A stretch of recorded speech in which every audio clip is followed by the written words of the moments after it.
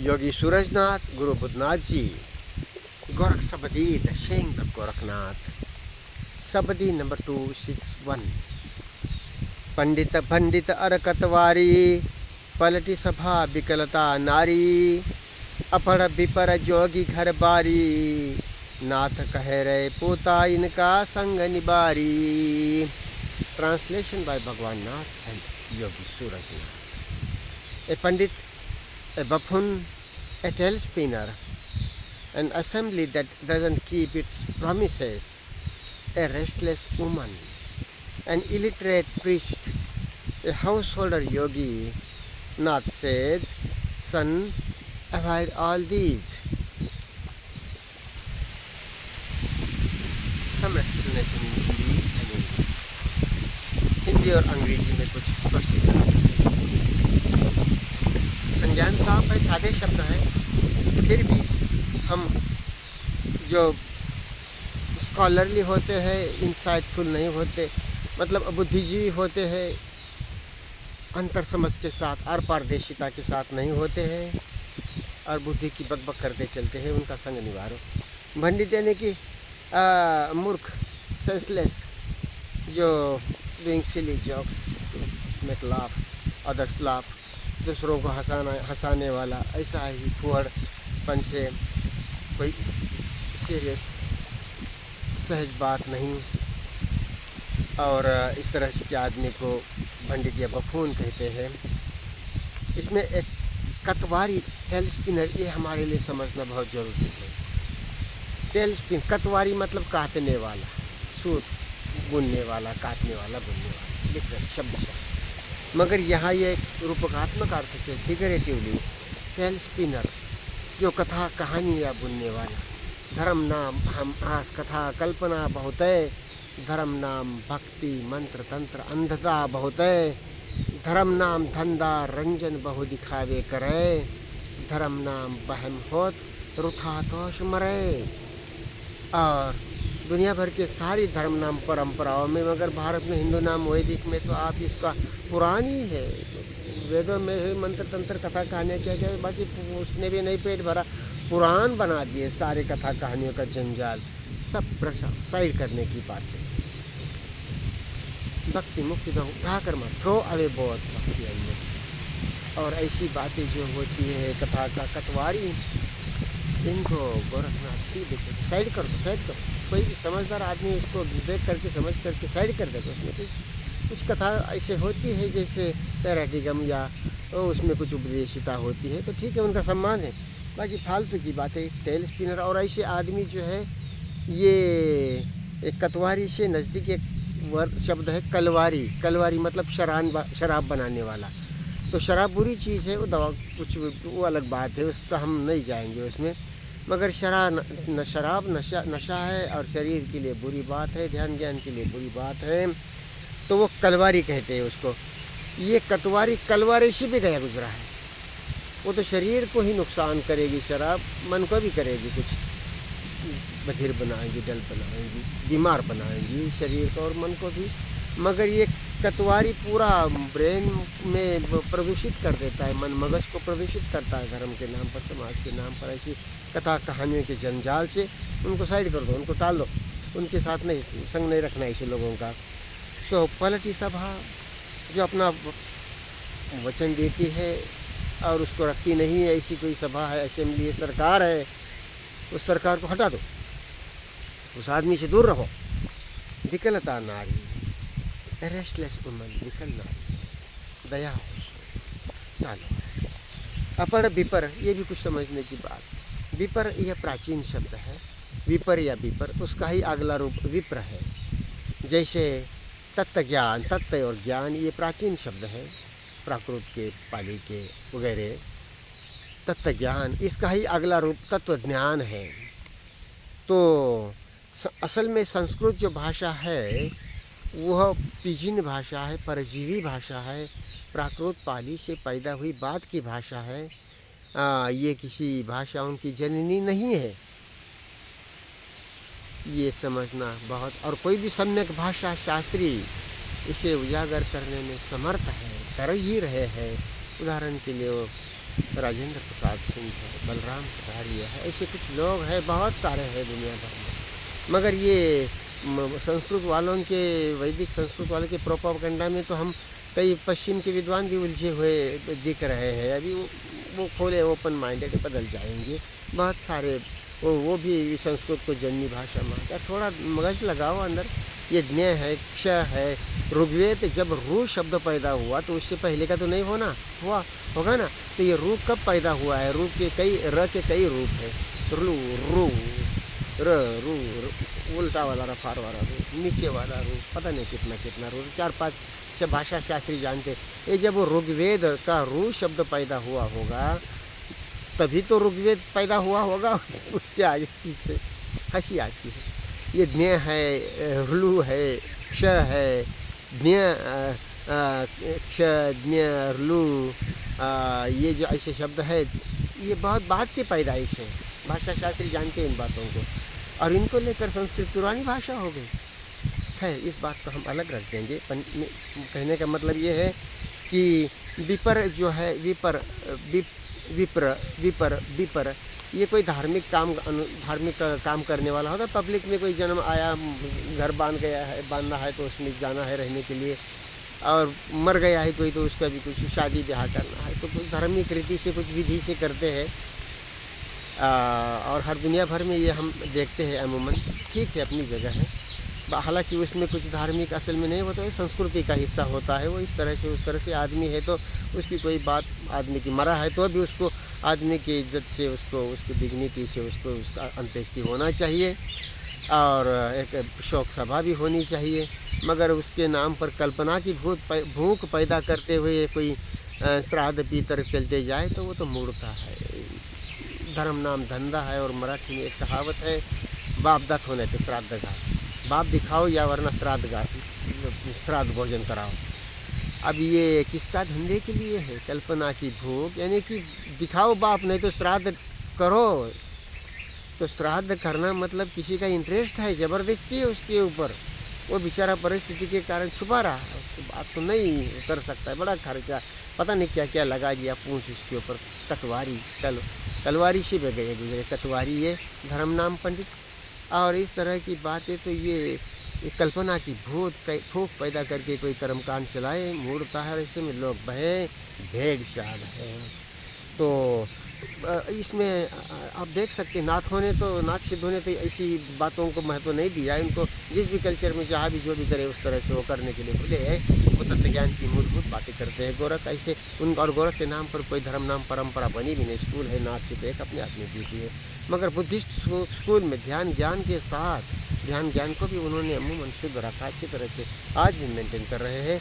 और ऐसी बातें जो शादी करना हो, घर में प्रवेश की शांति करना हो, उसको घर की या मरने के बाद कुछ विधि विधान हो, तो बिल्कुल ही बोधि की संज्ञान से बुद्धि का इस्तेमाल करते हुए सादगी के साथ अच्छी तरह से। धंधे की बात नहीं सिर्फ, तो अच्छा बुरा तो कोई इंसान कोई भी हो सकता है, मगर वो अमूमन जो तत्व की बात है वो बुद्धिज़्म में बड़ी बारीकी। और ये बातें भी विपर का काम करने वाली बातें भी बुद्धिज़्म में बहुत और अच्छी तरह से और डिज़ाइन की हुई है, और उसमें वो बदलने के लिए परिस्थिति रूप खुले होते हैं। अब ये कई बुद्धिज़्म की बातों की आप ब्राह्मणिज़्म में नकल देखेंगे, और वो कहेंगे नहीं हम प्राचीन है, सनातन शब्द ही इनको सनातन पता नहीं। चारों वेदों में सनातन शब्द नहीं। ये कब सनातन हो गए? लोक पर लोकास कालान धर्म नाम धंधा परंपरा। और अब Hindu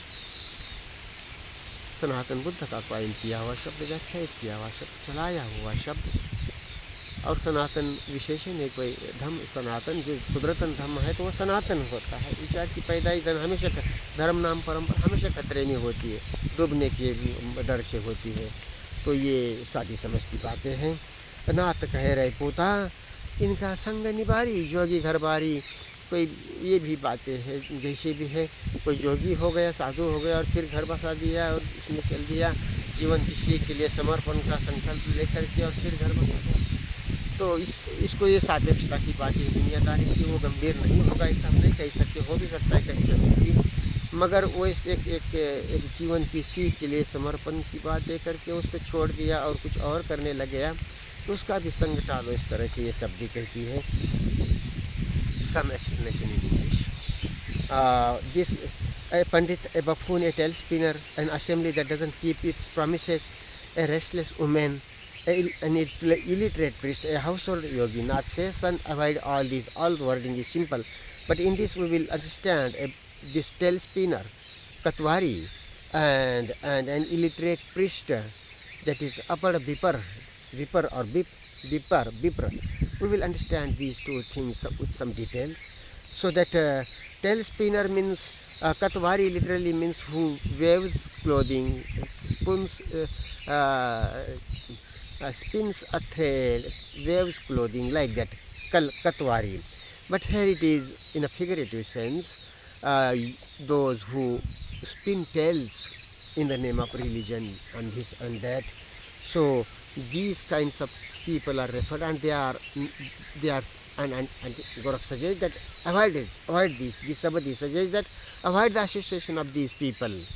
This scholarly, just scholarly, no transparent, no insightful, no insight into transparency, what is name and form and the body beyond presence of the mind, thought, insight into what is thought and time, and insight into what is presence per se, with freedom from thought. That way, transference of the presence per se into presence per se and into thought matter in general, this insight is fundamental. So one doesn't have this fundamental insight into presence of the mind beyond thought and time, with freedom from thought and time, and goes on speaking, goes on chatting, blah blah, chattering, uh, making blah blah, this prating in the name of religion, in the name of God, etc. Avoid such a person, Pandit, who makes doing silly things to make others laugh, or senseless person, not having depth, not having insight, not having seriousness, but shallow. Avoid such shallow-minded persons. Be compassionate towards them, but avoid them. Don't give much importance to what they say. Avoid them. And Katwari, this tail spinner, making this things tells in the name of religion unnecessarily. Some short stories that may be useful as a religious teaching, symbolically good, with good sense. We find this in every kind of religion, but this making otherwise these Puranas, all myths, mantras, tantras, and their mind game gods and goddesses and their relations and invoking their forces and spinning stories around them. All this is thought-made religion, needs to be avoided, brushed aside, because it is all basically the matter of time, sorrow, and ignorance. So this deeper word, and priest or illiterate, we see throughout the world there are priests do some rituals, some while with the birth of a new person, with building, inauguration of a building, or after death. These are matters of cultures, nothing religious, nothing, originally there is nothing religious. These are just matters of culture. If a human being dies, he needs to be disposed of with human dignity. That way, and a shok sabha or mourning gathering, and that way. But to create who imaginary hunger in the name of that dead person, and that way to continue with doing these ceremonies, rituals in his name, Shraddha, Peter, every year, invoking them, feeding them in the name of them. This is imaginary, to create imaginary hunger, and that way. So the point is, this we see Vipara or priestly works throughout the world in every religious tradition or every tradition, nearly. So if he is a illiterate person, illiterate priest, avoid his association. Here in India, we see this, for example, the word Vipar or Bipar is ancient word. Tattva Gyan is an ancient word, and from that it is a later development, that Tattva Jnana or Vipra and such. Sanskrit is propagated as if it is the mother of other languages, but in fact Sanskrit is just a pidgin language, P-I-D-I-G, P-I-D-G-I-N, pidgin language. It has come up, developed from this Prakrit and Pali and Prakrit languages. In India, it is a later development, not ancient, not mother of other languages at all. This linguistic scientists could see this very clearly, dissecting things, and there are good scholars like Professor Rajendra Prasad Singh of Ara University, and there are many uh, from east and west. They are coming up, developing. Otherwise, in the past times, we have seen that even many Western scholars seem to have fallen prey to this Vedic Sanskrit wala's propaganda that Sanskrit is the mother of other languages. No. Understand the word Ru, Rigved, Ru in Rigved. When this word Ru has developed, come up, Gnya, Lu, Ksha, and other such things, and without those words, there cannot be Sanskrit. So when these words developed and how Sanskrit came into being, um, well, this is a scientific, linguistic science, a subject of exploration into linguistic science. Let the scholars do it rightly. The point is that Sanskrit is a later development. It is a pidgin language. It is not mother of other languages. So, uh, avoid all these. Not say son, avoid all these. The buffoon, a scholarly person, a tail spinner, and assembly that doesn't keep promises. It's promises. Assembly, government, if it is not a person, or assembly, a government, if it is not keeping its promises, change it. Get free from it. Change it. Change the government. Democratic spirit is fully there in Siddhas and Buddhas. Bahujan Hitah, Bahujan Sukha, for the well-being of many people, for the well-being of goodness of very many people.